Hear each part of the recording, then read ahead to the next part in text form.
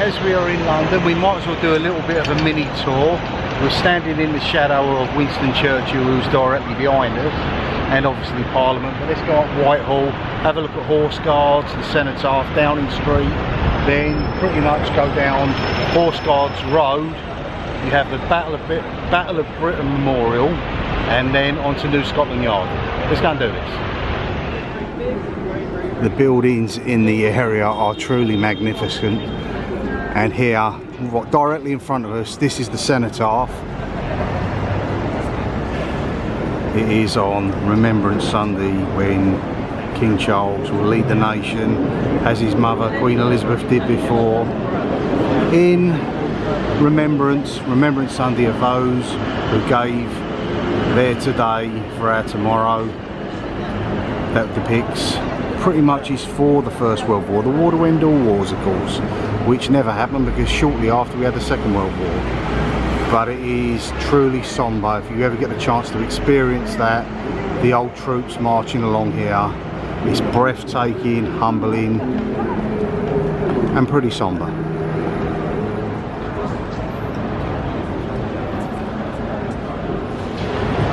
The disgusting nature, and this isn't feral youth.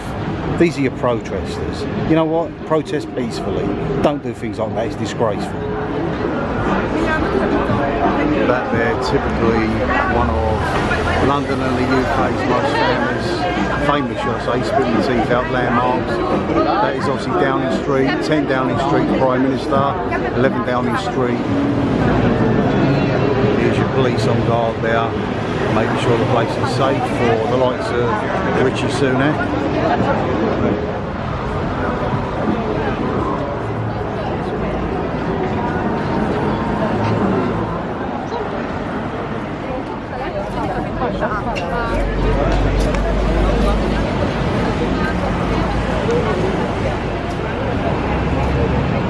This is Horse Guards. Today looks like the Blues and Royals. You have the Light Brigade. That just looks truly magnificent, that armour. Very ceremonial.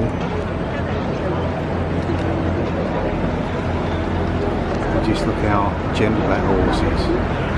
At attention. It is fine to go up there, maybe touch the horse's nose, don't touch the reins.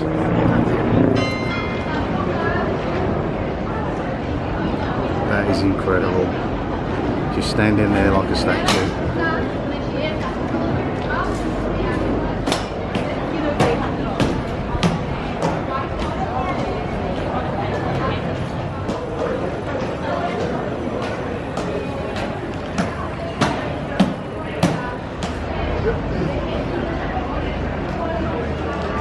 What an honour that must be. Looks immaculate. This is of course the archway that leads you into Horse Guard Parade itself. This is where the trooping of the colour would happen. As you can see by the stands, to the left and to the right.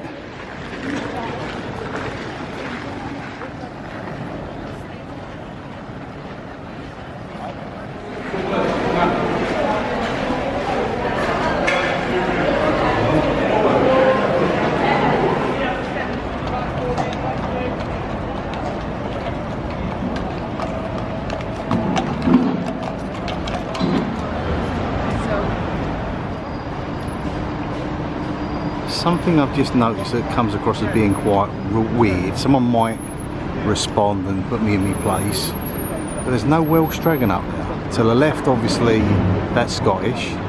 The middle one is obviously England, and the harp is obviously for, I guess, Northern Ireland.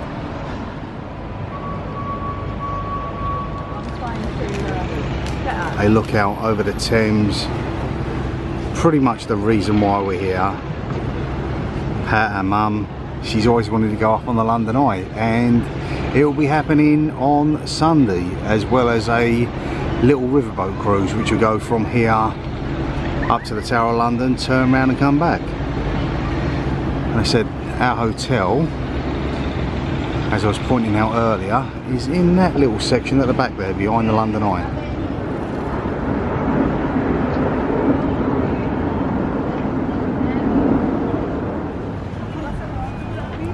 something I specifically wanted to see, because this depicts the men and women of the Royal Air Force and the United States Air Force, Canadian, etc., from World War II and the Battle of Britain. Obviously I've just done that recent vlog up in the wooded area around Wing with Manny Cleat. There's obviously another one I've got coming up soon called Binty and the Water Tower, where none of the pilot and his comrades survived, which happened in the Mersey area near Milton Keynes. But this area here depicts the Battle of Britain. This truly is a spectacular memorial. The pilots running to get to their aircraft, be it fighter jets or bombers, take on the Luftwaffe.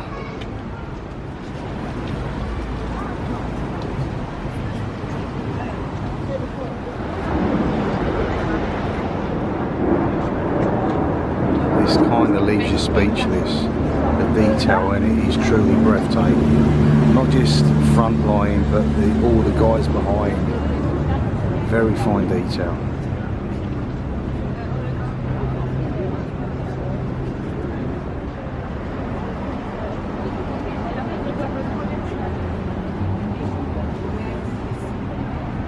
And of course you had the women of war, the ground crews, etc.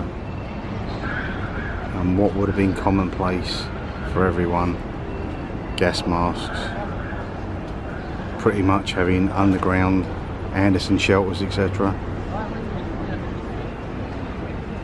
St Paul's, one of the great survivors of the Battle of Britain. A lot of this place was bombed out.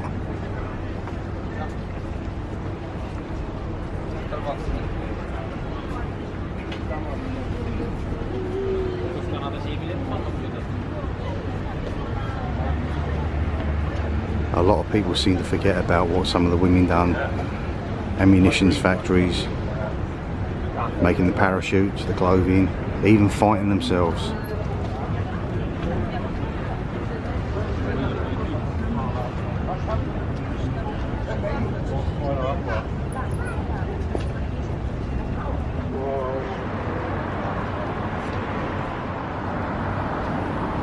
There you go. Some people love them, some people hate them. A bit like Marmite, I guess.